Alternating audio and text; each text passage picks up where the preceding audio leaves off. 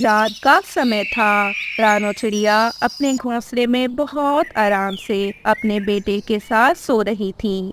इतने में रानो चिड़िया को ऐसा महसूस होने लगता है जैसे कोई उसके बहुत पास बैठा हो।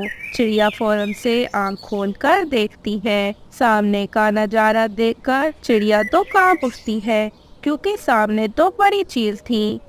चील दीदी आप? हाँ, मैं आपकी चील दीदी। रात के समय मुझे बहुत भूख लगती है चिड़िया, और मेरा मन करता है कि मैं आप जैसे छोटे पक्षियों को चीर फाड़ कर खा जाऊं। और तुम्हारा ये छोटा बच्चा तो बहुत सुंदर है, मैं तो इसे 1 मिनट में ही पूरा का पूरा खा जाऊंगी। प्लीज प्लीज मेरे बच्चे को ना मारिएगा चील दीदी, मैं पंख जोड़ती हूँ। मैं मर जाऊंगी अपने बच्चे के बिना, और मैं मर जाऊंगी अगर मैं भोजन नहीं खाऊंगी, और मेरा भोजन है छोटे पक्षी। आप मुझे खा लें, परंतु मेरे बच्चे को छोड़ दें। मेरा बच्चा अभी बहुत छोटा है, उस पर तो इतना मांस भी नहीं है। ठीक है, जैसी तेरी इच्छा। चील आगे बढ़ती है। छोटा कुकू फौरन से चील की आंखों में चोंच मारने के लिए आगे बढ़ता है। वो चील की आंख में चोंच मारता है। चील एक आंख से अंधी हो जाती है और वहाँ से भाग जाती है। रानो चिड़िया ये देखकर बहुत खुश होती है। बेटा कुकू, आप बहुत बहादुर हो। मेरे बेटे, आपने आज अपनी और आपकी मम्मा की दोनों की जान बचाई है। पर अब हम यहाँ सुरक्षित नहीं हैं। हमें जाना होगा, हमें इस जंगल से जाना होगा, वरना ये चील हमें जिंदा नहीं छोड़ेगी। अभी ये बदले की आग में जल रही होगी। और फिर रानो चिड़िया कबूतर के घर जाती है। वो कबूतर के दरवाजे पर दस्तक देने लगती है। अरे कौन है दरवाजे पर? मैं हूँ कबूतर भाई। मैं और मेरा बेटा कुकू बड़ी मुसीबत में हैं। कृपया करके हमारी मदद कीजिए। कबूतर चिड़िया की आवाजें सुनकर दरवाजा खोल देता है। चिड़िया तुरंत से अपने बच्चे के साथ कबूतर के घर में आ जाती है। रानो चिड़िया की सांस तो फूली हुई थी और उसके तो पंख भी कांप रहे थे। और चिड़िया दीदी, आप इस समय आप इतना डरी हुई क्यों लग रही हो? क्या हुआ है? और फिर रानो चिड़िया सारी बात कबूतर को बताती है। कुकू, आप बहुत बहादुर हो, आपने बहुत अच्छा किया, परंतु वो चील तो बहुत गुस्से में होगी। वो आप दोनों को छोड़ेगी नहीं। मैं आपको अपने घर पर नहीं रख सकता। प्लीज मुझे माफ कर दीजिएगा। रानो चिड़िया को ऐसा सुनकर बहुत बुरा लगता है, परंतु वो चुप करके वहाँ से चली जाती है। और फिर वो इसी तरह कौवों के घर चली जाती है। गोरी कभी सारी बात सुनने के बाद चिड़िया को घूरते हुए ऐसा कहती है। चिड़िया, आपके बेटे ने मारा है ना चील को? मेरे बेटे ने तो नहीं। तो फिर मैं अपने बेटे और अपने पति की जान खतरे में क्यों डालूं? जाओ यहाँ से। हमें मरने का ज्यादा शौक नहीं। तुम्हारे बेटे को कहो कि अपनी भी एक आंख उस चील से फड़वा ले, फिर हो सकता है वो चील आपको माफ कर दे। इसी तरह कोई पक्षी भी चिड़िया को अपने घर नहीं रखता। दूसरी ओर चील दर्द से चिल्ला रही थी। वो अपनी आंख पर पट्टी करती है। मैं नहीं छोड़ूंगी, मैं इस छोटे बच्चे को नहीं छोड़ूंगी। अब तो मैं इसे और इसकी माँ को मार डालूंगी। इन दोनों को मार कर मैं खाऊंगी। मैं अपना बदला लेकर रहूंगी। अगले दिन सुबह सवेरे चील अपने घोंसले से निकलती है। वो पूरे जंगल में खोज करती है, परंतु उसे चिड़िया नहीं मिलती। चिड़िया मिलती भी तो कैसे? चिड़िया तो अपने बेटे के साथ उस जंगल को ही छोड़कर चली गई थी। और फिर चील कब्बू के घर पर दस्तक देती है। गोरी कौवी खिड़की से चील को देखकर डर जाती है। बाहर आ, वरना तेरा घर तोड़ दूंगी। गोरी तुरंत से बाहर आ जाती है।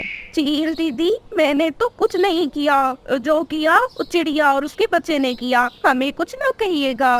कौन है वो चिड़िया? जल्दी बता। और फिर गोरी कौवी डरते डरते चील को सारी बात बताती है कि कैसे उसने रात को चिड़िया को अपने घर नहीं आने दिया, क्योंकि वो जानती थी कि चिड़िया ने तो चील से दुश्मनी ले ली है। दूसरी ओर चिड़िया तो बहुत सुकून में थी, क्योंकि दूसरे जंगल में तो बहुत से ऐसे घर बने हुए थे जिनमें कोई पक्षी रह न रहा था। चिड़िया भी उन्हीं में से एक घर में रहने लगती है, परंतु वो घर तो बहुत कमजोर थे। इसी कारण चिड़िया उन घरों में से एक घर की मरम्मत करती है और उस घर में अपने बच्चे के साथ रहने लगती है। चील भी उस जंगल में चिड़िया के पीछे पीछे ही आ गई थी। वो तो चील अपनी बहन के साथ सहमी हुई अपने घर में बैठी थी। इतने में उसके दरवाजे पर कोई दस्तक देता है। चिड़िया तो डर जाती है। कोको कोको, पिछले दरवाजे से बाहर जाओ, जल्दी करो बेटा, उससे पहले कि वो जालिम चील आपको मार डाले। मम्मा, नन्ना, मैं आपको छोड़कर कहीं नहीं जाऊंगा, प्लीज आप भी मेरे साथ चलें। बेटा, एक माँ अपने बच्चे को मरता नहीं देख सकती, आप प्लीज जिद न करो, जाओ यहाँ से। कोको, बहुत ज्यादा जिद्दी हो गए हो आप। कोको जिद कर रहा था, वो जाना नहीं चाहता था। आखिरकार मम्मा चिड़िया अपने बच्चे को अपने घर से भेज देती है। दूसरी ओर चील भी खिड़की से चिड़िया के घर में देखने लगती है। चील चिड़िया को देख लेती है और मुस्कुराने लगती है। चिड़िया, आखिरकार तू मुझे मिल गई, अब तो मैं तुम्हें मार डालूंगी और अपना बदला ले लूंगी। और फिर वो जालिम चील उस घर को तोड़ देती है। मम्मा चिड़िया को चील अपने बड़े बड़े पंजों में दबोच लेती है। मम्मा चिड़िया को बहुत दर्द हो रहा था। चील, एक दिन तुम्हें तुम्हारे जुर्म के साथ खत्म कर दिया जाएगा। तू खत्म करेगी या वो तेरा बेटा? आखिरकार चील चिड़िया को मार डालती है। मम्मा चिड़िया को मारने के बाद चील उसके बच्चे को इधर उधर खोजने लगती है, परंतु कोकू तो वापस से उसी जंगल में चला जाता है जहाँ से वो आया था। वो कबूतर चाचा के पास चला जाता है।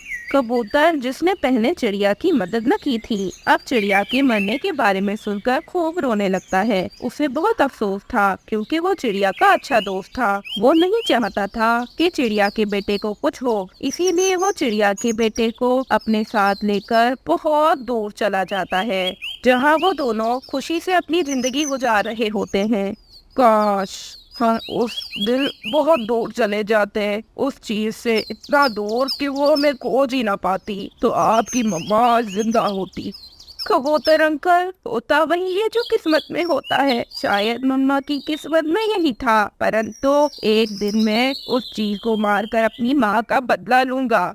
हाँ जरूर बेटा, आप अपनी माँ का बदला लोगे, इसीलिए तो मैं आपको पढ़ा लिखा रहा हूँ, ताकि आप बड़े बनकर अफसर बन जाओ और उस चील को सजा दे पाओ। इसी तरह समय गुजरता है। अब कुकू बड़ा हो जाता है और कुकू बहुत बहादुर था। कुछ समय बाद कुकू पुलिस में भर्ती हो जाता है और उसकी ड्यूटी उस जंगल में लगती है जहाँ पर उसकी मम्मा को उस चील ने कत्ल किया था। अब कुकू भी उसी जंगल में आ जाता है। उसका मिशन तो अब भी यही था कि वो चील को मारकर अपनी माँ का बदला ले। एक दिन बुलबुल रोती हुई कुकू अफसर के पास आती है। जी बताइए बुलबुल जी, हम आपकी कैसे सहायता कर सकते हैं? उन जालिम ने मेरे बच्चे को मार दिया, वो भी मेरे आंखों के सामने। आप प्लीज कुछ कीजिए। फिर बुलबुल सारी बात कुकू को बताती है। कुकू कुछ पुलिस वालों के साथ उस चील की गुफा में जाता है और इस चील को और उसकी बहन को गिरफ्तार कर लिया जाता है। उन दोनों को फांसी की सजा होती है क्योंकि वो चीलें मासूम पक्षियों को मार रही थी। और फिर इस तरह कुकू अपनी माँ का बदला ले लेता है।